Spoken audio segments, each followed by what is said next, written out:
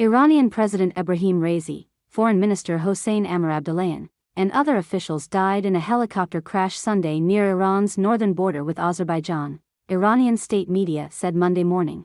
The helicopter was part of a convoy of 3 helicopters returning from an event inaugurating a joint dam project when it crashed in heavy fog in a remote area on Sunday. The fog and rugged terrain hindered search operations. All 8 bodies on board were found on Monday. Raisi's death comes during heightened international tensions and increased speculation over who will eventually replace Iran's supreme leader Ayatollah Ali Khamenei.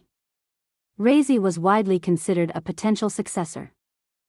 Start here. What do we know about this incident so far, Ganyad? It seems to be a fairly classic mishap that occurs when helicopter pilots try to skirt underneath weather in very mountainous terrain. So we know that there was a lot of fog in the area.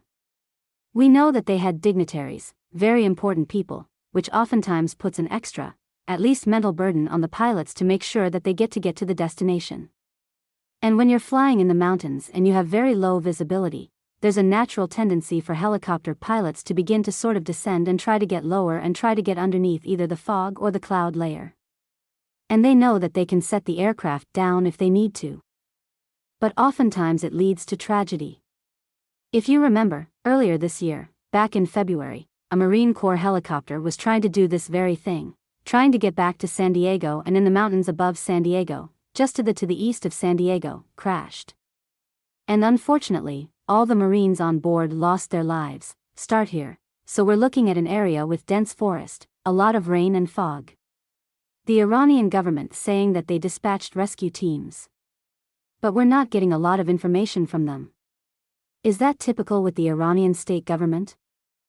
Ganyad, it is when you have a mishap that involves very senior people. Obviously, this is the president of the country. He's not the most important guy. Ayatollah Khamenei remains the most important person in terms of the leadership there in Iran. But this is still a very important, very public figure. He is in many ways the elected face of Iran to the rest of the world. And you had the foreign minister. So, interestingly, you had 2 of the people who are most responsible for the trouble that Iran has been causing in the region. They are, as we know, key supporters of the Houthis, key supporters of Hamas, and key supporters of Hezbollah. And so, all of the region's woes and all of the instability are at least directed in some way. Influenced by 2 of the people that were on that helicopter. Start here. Well, and you were kind of alluding to this, the politics there. Could this crash change the dynamic and how the US views Tehran? Or would you expect that Raisi's hardline government is going to continue no matter what happens, Ganyad? Well, Raisi is the most senior elected official in Iran, and his foreign ministers are very public foreign ministers. He is the face of the relations with the rest of the world, in particular the rest of the region. But it doesn't really affect the politics within Iran. The Ayatollahs still control all of the power within Iran. But none of the true power rests with the president. It still rests with the mullahs. It still rests with the Ayatollah Khamenei. Start here. Well, and I realize, Steve, there are a lot of unknown about what actually caused this crash. Weather obviously is looking to be the primary culprit. But there will be people wondering if Israel could have had a hand in this in any way.